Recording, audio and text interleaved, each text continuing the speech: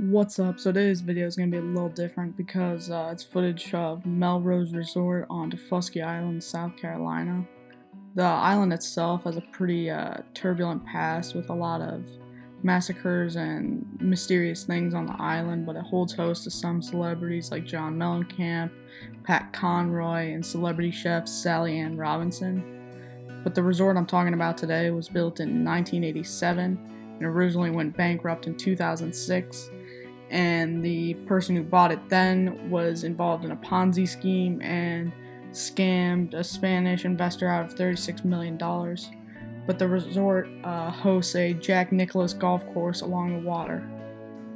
Here is the gate when you first drive into the resort. The resort has people who live there, and it also has like a hotel and rental cottages. At the end of the road, there's this huge rookery with egrets and alligators in the water surrounding.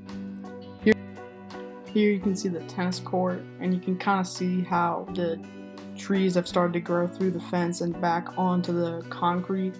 And you can see the lines from this court are still painted on, and the nets are still up, and we all thought that was very eerie. Here is like one of the fairways to the golf course and the golf maintenance building, and once you pass the maintenance building you get to this bridge over a small pond that has a lot of alligators in it. I think we counted 5 or 6 just that we could see in this area. Past the bridge you get to the driveway for the golf clubhouse, and as you can see here there's a huge tree down in the middle of it. Once you get closer to the golf clubhouse, you can actually see how untouched it is. Like, they still have the trash cans and the bag stands right there. None of the windows have been broken into, and it looked relatively clean. They kept this area open longer to show investors interest in the property. Across the street here, you can see the inn building, and you can't see it well, but there is the front entrance. So we walked around the back to see the promenade to the beach and kind of get a picture of the whole building. Here's where we saw like the true size of this place. This whole area in front of us was actually part of the golf course. It cut in front of the resort along the wall. Here you can see how all the windows have been shattered, and you can see the furniture that had been thrown out of the windows. It's very mysterious. I kept thinking that like I was gonna look into the windows and see somebody standing there, which kind of freaked me out. Once you get to this main walkway to the beach, it feels a lot like the Overlook Hotel in The Shining. And then at the end of the promenade, you get to the beach, and right here is where the golf course would have been, but it had been completely eroded away. And at the end there's a gazebo that had fallen into the water.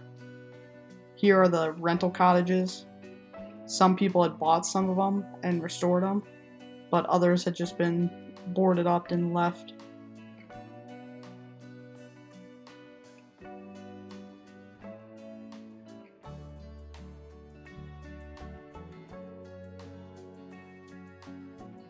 Here's where we decided to go in. You can see here that somebody just dragged the TV out because when the owner left, he just left everything that was inside. He didn't even close it up. He just left one day and didn't come back. And they caught him in Utah in running a Ponzi scheme.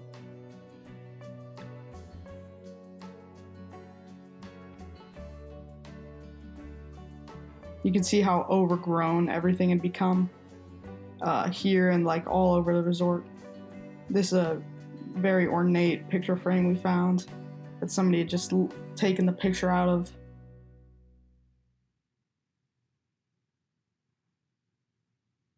I think the front entrance gives an idea how overgrown it all is. This was kind of shocking to look inside and see it just completely disintegrated, basically. The steel beams actually are just there for structural support because it's starting to fall in. You can see the bar here to the left and the reception area to the right. It's very sad to see it like this. Here is the grand staircase, and there you see the grand piano thrown down the stairs. We didn't feel like leaving the main lobby area because the place was huge and we were all kind of on edge. And I had a strong suspicion that somebody was squatting there because of some of the noises we had heard coming from the inside. And like you can see, vandals had come in and they didn't even take the plates when they left. So I decided to go upstairs by myself just to kind of see what it was all about. And there wasn't much up here. I assume it was a lounge area, but it was hard to tell with the holes in the walls and everything. This really freaked me out because nobody else was up there with me. And I'd made that same camera move twice, but I only saw that shadow or whatever once. So here's the bar that was on the first floor. You can see they left the refrigerators and the mirror behind the bar is shattered and all the water that had gotten into the resort.